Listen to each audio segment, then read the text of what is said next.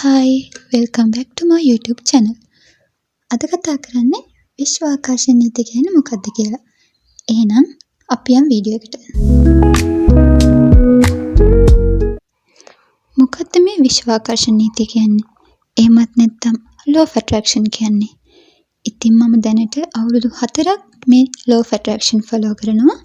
මට හිතුණා මේ ගැන කිසිම දෙයක් නොදන්න අයට මොකක්ද මේ law of attraction එහෙමත් නැත්නම් විශ්වාකර්ෂණ නීතිය කියන්නේ කියලා දෙන්න. සරලවම කියනවා නම් ඔයාට ඕන කරන දේවල්, ඔයාට ඕන දේවල් ඔයාගේ ජීවිතේට ලේසියෙන්ම ළඟා කරගන්න පුළුවන් විදිහක් තමයි මේ law of attraction කියන්නේ. ඉතින් ඔයාගේ සිතුවිලි බලවත් කරගෙන ඔයාට අවශ්‍ය හැමදේම ළඟා කරගන්න පුළුවන් කියලා දන්නවද? ඔයා මේ ගැන මීට කලින් හිතලා තියෙනවද? ඔයා නිතරම ප්‍රශ්න ගැන හිතන අනේ ඇයි මට මෙහෙම වෙන්නේ? හැමදාම මට ප්‍රශ්න. මගේ ජීවිතේ කිසිම සතුටක් නැහැ. මං ආස කිසිම දෙයක් මට ලැබෙන්නේ නැහැ. මට මුදල් නැහැ. මට ජීවත් වෙලා වගේ එපා වෙලා වගේ ඍණාත්මක දේවල් මාට හිතෙනවා නම් ඔයාට මේ විශ්ව ආකර්ෂණ නීතිය හරහා ළඟා කරන්නේ ඍණාත්මක දේවල්ම විතරයි.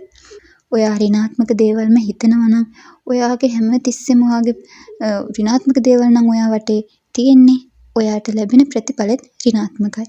කිසිම සතුටක් කිසිම ධනාත්මක දෙයක් ඔයාට ආකර්ෂණය වෙන්නේ නැහැ. ඒ වගේම තමයි ධනාත්මක පැත්තත්.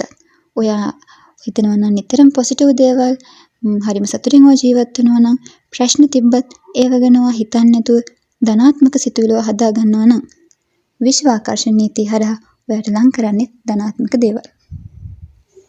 ඉතින් ඔයා හිතන්න ඇයි ඔයාට ජීවිතයේ සතුට ළඟා කරගන්න පුළුවන් මේ වගේ ක්‍රමයක් තියෙද්දී ඔයාගේ ජීවිතයට දුකම ලං කරගන්න හදන්නේ කියලා.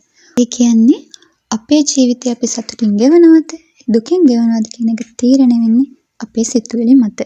අපි අපේ සිතුවිලි ශක්තිමත් කරගත්තොත් ඍණාත්මක සිතුවිලි වලට අපේ ජීවිතයට අපේ මනසට ඇතුල් වෙන්න නොදුන්නොත් ඔයාට ඔයාගේ ජීවිතේ ධනාත්මක ඔයාගේ සිහින කරා ළඟා වෙන්න පුළුවන් අනිවාර්යෙන්ම.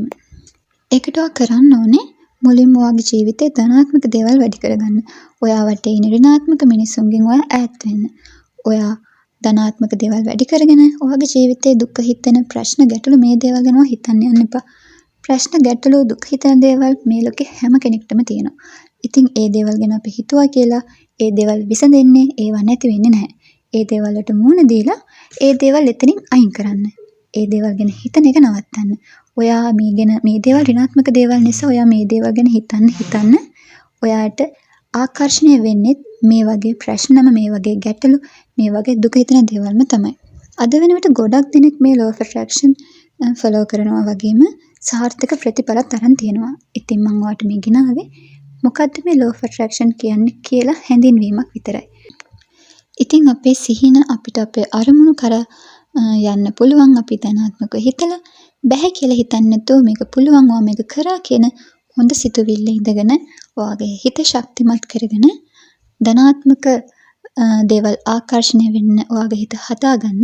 ඉතින් මේ law of attraction පාවිච්චි කරලා ඔයාගේ සිහින කරා යන්න ඔයාට පුළුවන් කියන දේ ඔයා විශ්වාස කරන්න. ඍණාත්මක දේවල් වලට ඔයාගේ මනස වටන්න දෙන්නේ නැතුව ශක්තිමත් කරගෙන ජීවිතයට මුහුණ දෙන්න. පෞද්ගලිකව මම අවුරුදු 4ක් law of attraction follow කරනවා.